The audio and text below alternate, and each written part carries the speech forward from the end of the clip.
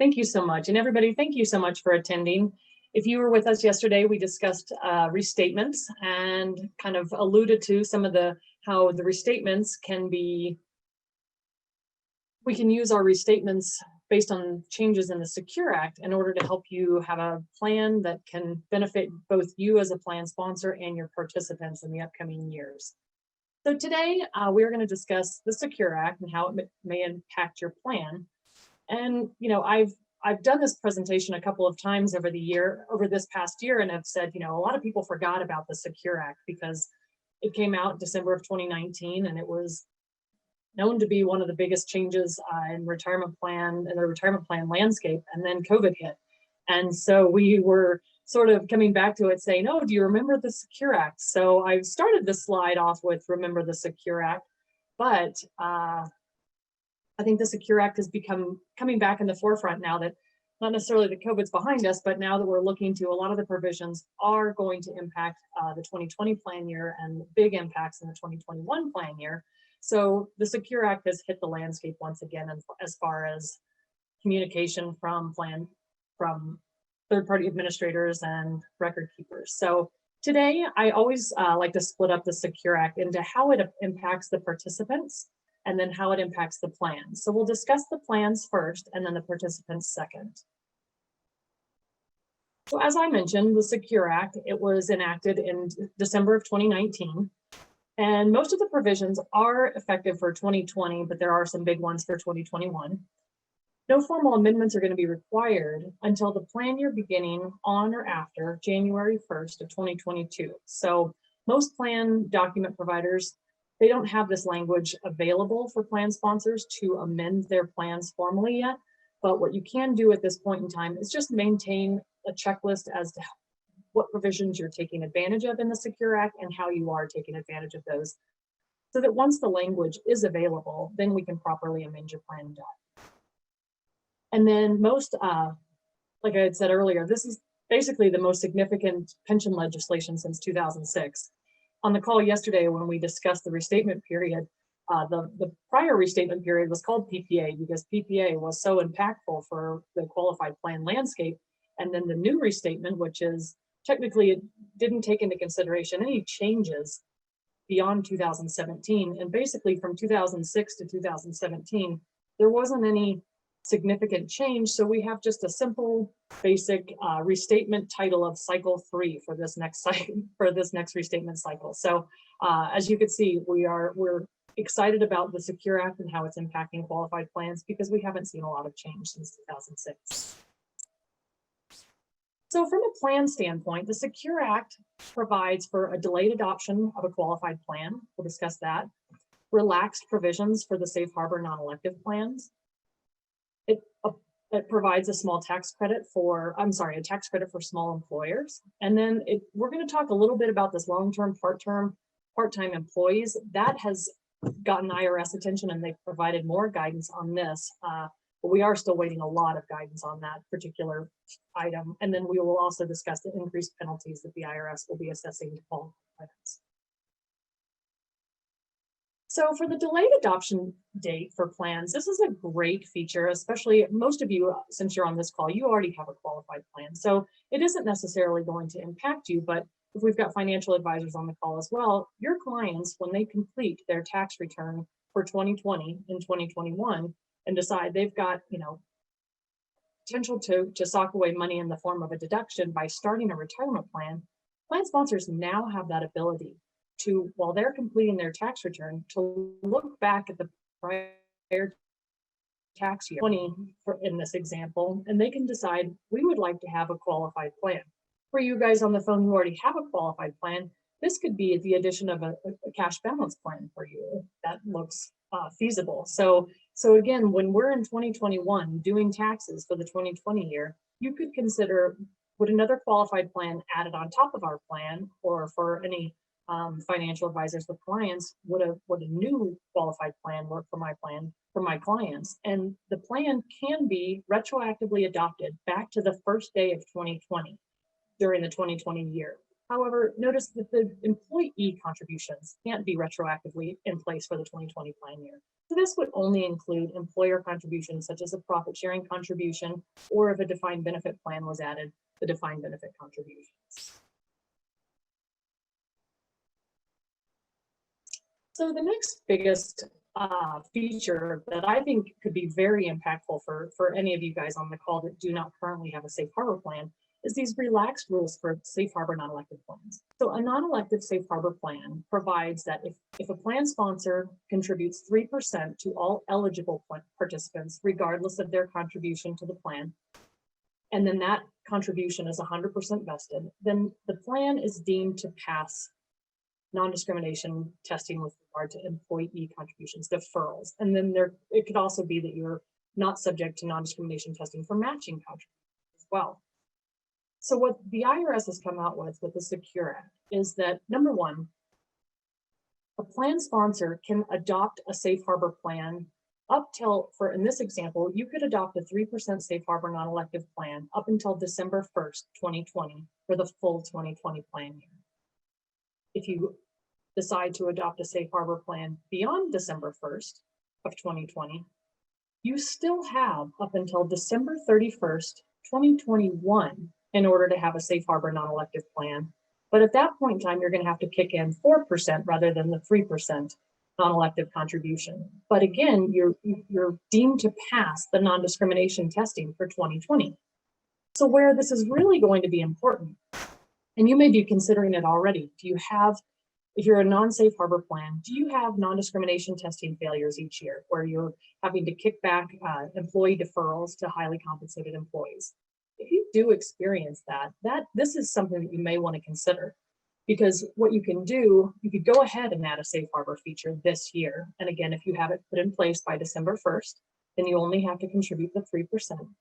But if you're on the fence on whether or not you're going to pass, you can wait until 2021 when Definity is doing your non-discrimination testing. You find out you have a plan failure. You could say, okay, would we like to refund deferrals, employee contributions to the highly compensated employees, or would we rather put in 4%, but the highly compensated employees keep their deferral contributions and then be deemed to pass? So there's a lot of flexibility that this provides. Note, for example, COVID hasn't been kind to a lot of retirement plans. So we did see during 2020, we did see a handful of plan sponsors need to terminate their safe harbor feature in their plan. So if you terminated your safe harbor feature during 2020, this unfortunately is not an option for you. You cannot change from a safe harbor match, for example, to a safe harbor non-elective in the same plan year. Further, we haven't received 100% guidance on this, but technically the IRS has not provided the ability for a plan sponsor to terminate their non-elective safe harbor plan during 2020 and then reinstate it during 2020.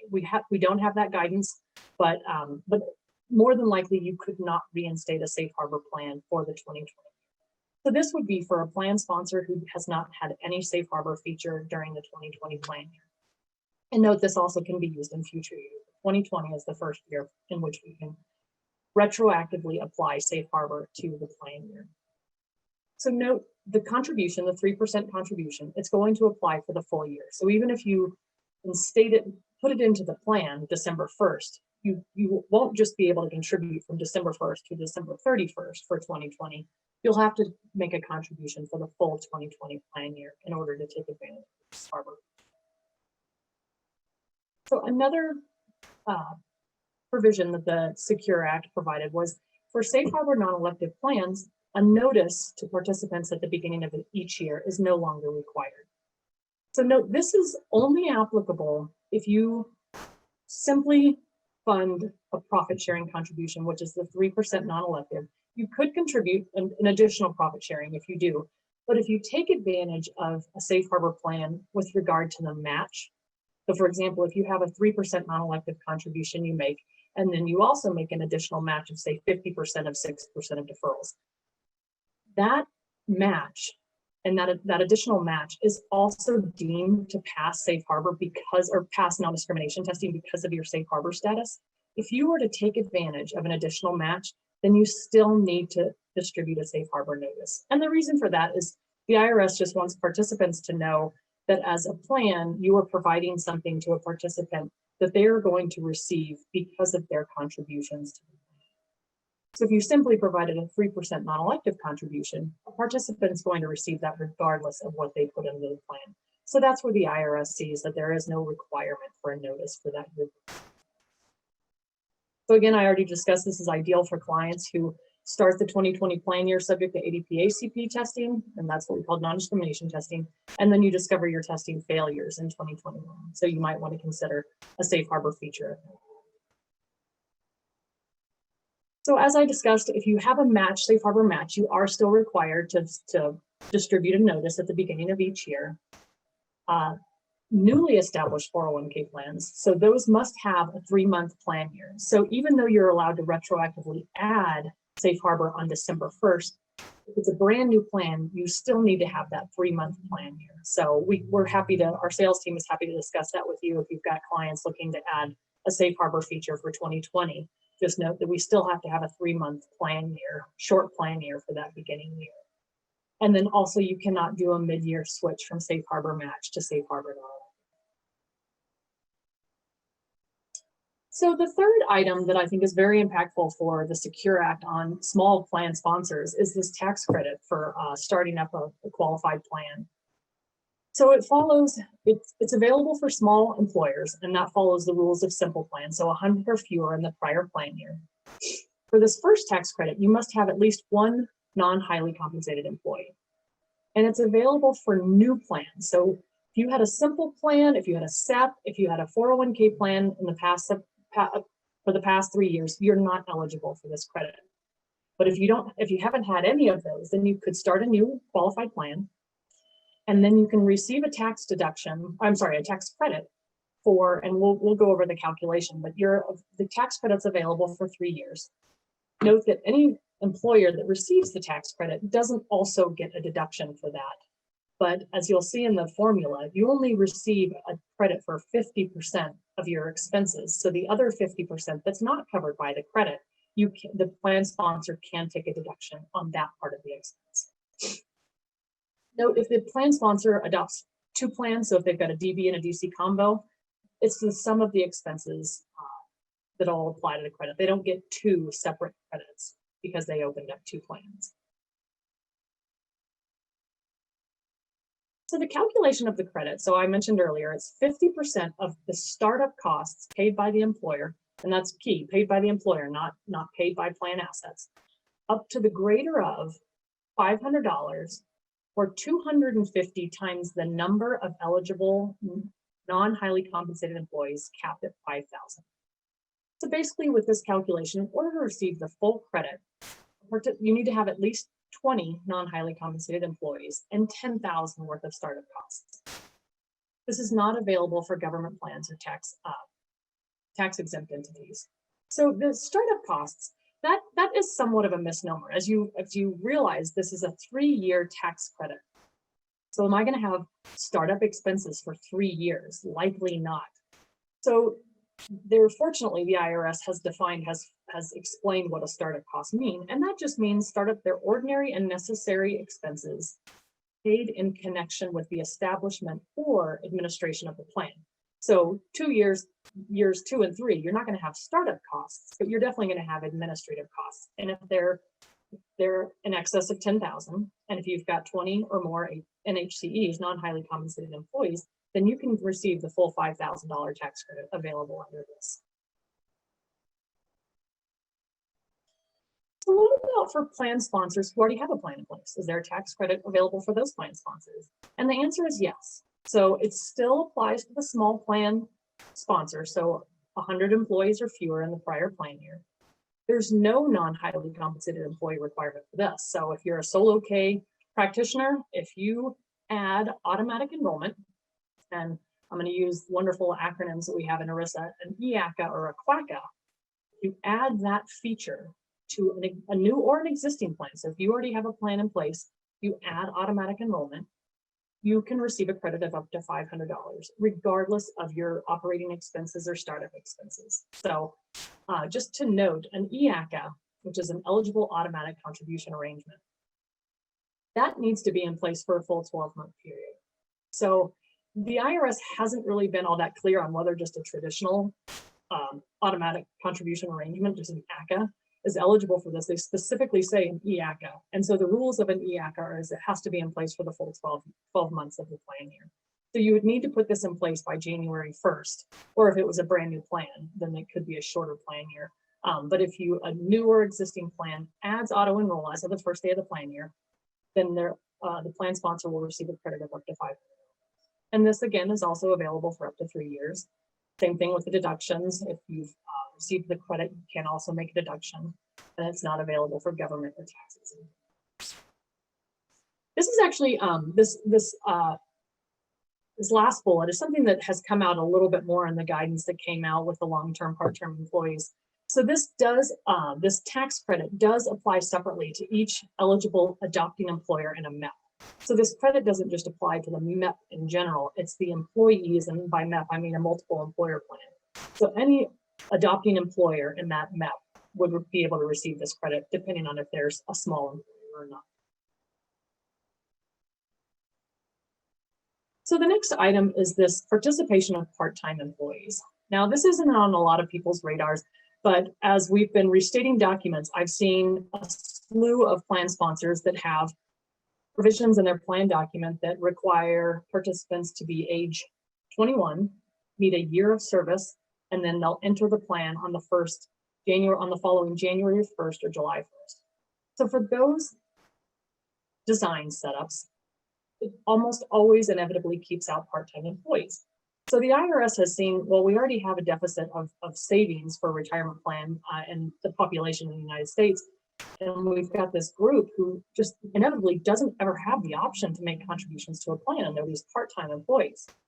And so the IRS with the Secure Act is trying to help part-time employees be able to contribute to plans. And so with the Secure Act, they came out with the rule that if a participant's age 21 has worked at least 500 hours in three consecutive 12-month periods, then they need to be given the ability to contribute to the plan, make employee contributions. It doesn't mean that the plan sponsor has to give them a match or a safe harbor contribution. They just have to have the ability to contribute. Now, that doesn't mean the plan sponsor has to exclude them from the from employer contributions. So you could, as a plan sponsor, you could say, okay, if these participants are contributing, let's give them a match or a safe harbor contribution. Well, this is the sort of quagmire that the IRS has come upon. So usually vesting, in order to receive a year of service for vesting purposes, you have to work 1,000 hours. Well, the IRS says if you're going to bring in these part-time employees, then they need to be able to receive a year of service for vesting purposes with 500 hours. What happens if that participant moves to a full-time employee, or vice versa, if a full-time employee moves to a part-time employee? So we're still awaiting a lot of guidance on the hours related to vesting. But just note that this really isn't going to impact anybody until the 2024 plan year, because the IRS is allowing, with the Secure Act, they're allowing plan sponsors to exclude service prior to 2021. So if a participant needs to meet 500 hours in 3 consecutive 12-month periods, the first year this will impact us is 2024. So the IRS, although it says we can exclude years prior to 2021 for eligibility purposes, from a vesting standpoint, they're not allowing plan sponsors to exclude any years. So we're still, like I said, waiting for those. Okay, so it's part-time employee going to receive a year of service for all the years in which he or she works at least 500 hours in the plan year, and what other things might happen, or what other guidance is the IRS going to provide on this. So we are still waiting guidance on this, but just know that this is we can push this down the road a little bit, but do expect this to be discussed a lot more, because this really can impact a lot of plan sponsors who have the maximum eligibility of 1 year and semi-annual entry dates. Note, however, you could still, well, actually, no, this is still we're waiting for guidance from the IRS on this as well, but could we just exclude, say, for example, Denver employees? Well, if your Denver employees all work part-time, then you could be finding a loophole for getting around this. So we are still awaiting guidance on whether or not you can just exclude a category of people and still exclude some of your part-time employees. So there will be forthcoming guidance from the IRS. So the next topic is just increased penalties. The IRS has basically multiplied all of their penalties by 10%. I'm sorry, by 10. And so for the 5,500, the IRS used to have a penalty of $25 per day. Now it's $250 per day. So this, if any of you have experienced a late form 5,500, fortunately, the Department of Labor has a wonderful program called the Delinquent Filer Voluntary Correction Program. And it allows plan sponsors to just pay $10 per day for late filings, up to $750 for a small plan, and I believe it's $1,500 for a large plan. So you can still avoid these penalties, but you just have to follow the rules as far as filing under the Delinquent Filer Program. The 8955 SSA and the withholding notice doesn't have that type of delinquent filer submission. So you need to be careful and make sure, we as your third-party administrator are assisting you with making sure your 5,500 is timely, your 8955 SSA, that's actually the form that reports to the Social Security Administration any employees that terminated with a vested account balance, so that once they reach the age of eligibility for Social Security, if they still have an account balance with your qualified plan, then they'll receive a notice. You have an account balance with ABC Company and their 401k. And so the withholding notice, that's just notifying participants, you are eligible for a distribution from a qualified plan. When you take a cash distribution, we're required to withhold 20% on that distribution. It has other information regarding eligible distributions from a qualified plan. But for both of those, if you don't file those timely, you'll notice that the penalty has increased. So what does this Secure Act have? How does it impact participants? So the biggest change, and we're actually, if some of you guys are following the news, we're actually looking at the Secure Act 2.0, which could change a handful of things, but most importantly, from a participant standpoint, it could change their retirement, their required minimum distribution age. With this Secure Act that was enacted in 2019, the IRS increased the RMD age from 70 and a half to 72. And again, I wasn't going to talk about Secure Act 2.0, but just note that they are looking at now increasing this even higher to age 75. So this is going to apply to all employees who turn 70 and a half after December 31st of 2019.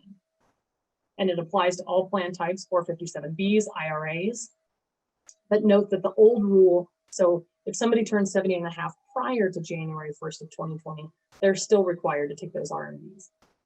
Not considering the year we've had this year with COVID and the ability to put off your RMD. So we're just going to ignore that rule for now. So then what is the required beginning date for these participants? So usually it's April 1st, following the year in which you turn age 70 and a half. If an employee is still employed, then it's beyond age 70 and a half, then it's April 1st following the year in which you retire. So a non-owner has the ability to put off an RMD while they're still employed after the age of 70 and a half. If an employee is a 5% owner or more of a qualified plan, or of a plan sponsoring a qualified plan, then they are required to start required minimum distributions, regardless of their employment status, on the April 1st following the year in which they turn 70. Well, now the Secure Act has changed that, so now we're age 72. So where is the cutoff line? So if your birthday was on or before June 30th of 1949, your required beginning date was, COVID notwithstanding, April 1st of 2020. If your birthday is on or after July 1st of 1949, then your required beginning date is April 1st of 2022. So you've got a little bit more time, or those participants have a little bit more time in order to start taking the required. The Secure Act also eliminated the stretch IRAs for a limited group of people. I don't think that this is going to impact a whole lot of people, but used to most participants, if they were a non-spousal beneficiary, or most people who are a non-spousal beneficiary, they had to take a distribution within 5 years of the date of the participant's death. If it was a spousal beneficiary, then they could choose to elect distribution over their lifetime. So what the new rules have said is they're limiting most death distributions to 10 years. So they're removing that lifetime expectancy distribution. And so the IRS came up with 3 categories of beneficiaries with the Secure Act. So we've got what are called eligible designated beneficiaries, and those are the surviving spouse, a minor child of the participant, permanently disabled individual, chronically ill individual, or an employee who's not more than 10 years younger than the participant. And so for those, they can take the distribution over their life expectancy or 10 years. Whereas designated beneficiaries, which is nobody who's on the eligible designated beneficiary and not estates or trusts, those are limited. So this would be not minor children, but children of the age of majority. And so those, if that was your designated beneficiary, that beneficiary only has 10 years with which to take the account out of the plan. And then non-designated beneficiaries, these are trusts and estates, they have to have the assets out of the plan within 5 years of the plan. Another provision that has somewhat, I don't think it's getting a lot of attention, but it's just something to consider. There's a new way for a participant to take a distribution and avoid the early 10% withdrawal penalty. And that is for participants who have childbirth or adoption expenses. And so they can take a distribution from the plan without paying a 10% early withdrawal penalty if they're under age 59 and a half for up to 1 year from the date on which the child is born or on which they adopt a child. And note that this does not apply to stepchildren. And so both spouses could take this distribution. And so a plan sponsor is able to rely on the plan participant on whether or not they qualify for this expense, unless they have actual knowledge to the contrary. They're allowed to let this participant take a distribution. And then this is sort of like the CARES Act distribution, in which the participant can pay back this distribution. We're still awaiting guidance on when it has to be repaid. We don't have that 3-year rule like we do with the CARES Act right now, but they could pay it back either to the qualified plan or to an IRA. So note, a plan sponsor does not have to provide this provision in the plan. But if there was a participant who is otherwise eligible to take a distribution, say, for example, a hardship distribution from the plan, they could apply this qualified birth or adoption distribution rule when they're completing their taxes and avoid that 10% early withdrawal penalty from a tax standpoint. And then they could repay it back to an IRA since the qualified plan does allow for such a distribution. But if the plan does allow for such a distribution, the plan sponsor is required to allow that participant to pay back the withdrawal. And note that this applies to all defined contribution plans, 403B plans, governmental 457B plans, and to IRAs. So the last slide is, or the last discussion is just the portability of lifetime income investments. Again, I'm not seeing this a whole lot, but what this is allowing is if it's allowing a participant to take these lifetime income investments and transfer them to another qualified plan. But this is only allowed if the investment is eliminated as an investment option within the current plan, and the distribution is either a direct rollover to an IRA or to another eligible return. And so this is only applicable for distributions during the 90-day period before the date the income investment is eliminated. So it's sort of a narrow provision, and I'm not sure how many plans are providing this lifetime income investment option, but it is something that it was brought about by the Secure Act. So that's it on the Secure Act from both participant and plan level. So if there are any questions.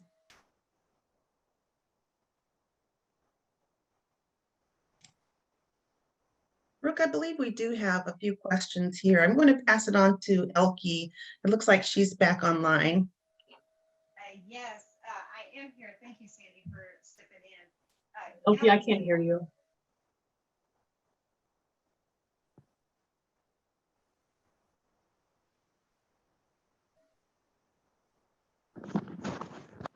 Hear me now?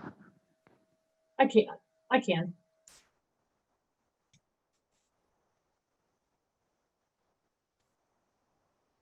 How about now? Yes, perfect. Yes. Okay, great. So yes, we did have a couple of questions. One of them came from Julie Klein. She wanted to know about the safe harbor non-elective contribution. So her question was, can you retroactive the safe harbor non-elective contribution for all plan years? That is, can you use the feature for 2021 plan years forward or just the 2020 plan year? You can use it going forward. And in fact, what you could do, so say, for example, we're looking at 2020, you're in 2021 and you've failed non-discrimination testing. What you could do is simply amend the plan for 2020 only. Say, we're going to amend to safe harbor for 2020 only. Remain on standby, if you will, for 2021 until you do the non-discrimination testing for 2021. In 2022, you can make the same amendment. We're going to amend the plan for 2021. So it's the first year of its applicability is 2020, but it's available for future years. And then, like I said, you can do it on a year-by-year basis. You're not required to then be safe harbor going forward. Good. That was a great question. I'm glad she asked that. And then from our team, there was a question about your conversation on part-time employees. For those part-time employees, will they receive a different match than other full-time employees? Well, that just depends. So from a general standpoint, those participants are not required to receive an employer contribution whatsoever. They're not included in non-discrimination testing. If the plan is top heavy, they're not required to receive a top heavy minimum. So nothing has to go to them. But a plan sponsor could choose, okay, well, let's benefit them in some way. So let's give them, if you're giving your general population 50% on the dollar up to 6%, you could say, let's give them 50% off up to 3%, give them 1.5%. So there's no guidance as to what you have to give them. The only guidance just says is you do not have to give them anything. Good. Just another question or two. And I'm remembering, Brooke, that I wanted to mention to everyone that one of the things that we do at Definity is we give Brooke an opportunity to share some of the most recent guidance that comes out from the IRS and the ERISA connection. So if that's something that you're interested in receiving, we'd encourage you to send us a quick email, either through the chat or through the Q&A, and we'll make sure you get added to the distribution list. But that's something that we do once a quarter. So not to put you on the spot, but we do that. So if you're interested in that. Here's a question. If I adopted my plan 2 years ago and didn't take the tax credit, so tax credit question, can I get the tax credit for the third year? Absolutely. So yes. So the date in which you can take the credit starts with this 2020 plan year. But if you had a plan in existence for 3 years, the last year, I'm trying to decide how I should say this, but yes, in your example where you had a plan in existence for 2 years, you can still get the credit for the third year. You just don't get to start the credit now this year and go forward 3 years. You're only eligible for it for 3 years. Good. But right, you wouldn't be able to retroactively receive the credit for the prior 2 years. Good. Okay. It sounds as though we have one more question, and if you can't hear me, let me know. But if a child under 18 inherited a traditional IRA, can the child life expectancy be used for distributions, or does it have to be a 10? This is a big question. Or does it have to be a 10-year withdrawal once they hit age of majority? Do you have any guidance? I do, and I'm going to take this one off the cuff, but I do know for a fact that once the beneficiary reaches the age of majority, then the distribution has to happen within 10 years. So they could have prior to age 18 taken a life expectancy distribution, but once they hit that age of majority, so 18, then they do have to have the assets out within 10 years. And I don't know when that clock starts. I would need to look into that, but I do know that your status is not permanent as far as a beneficiary. I hope that answers your question.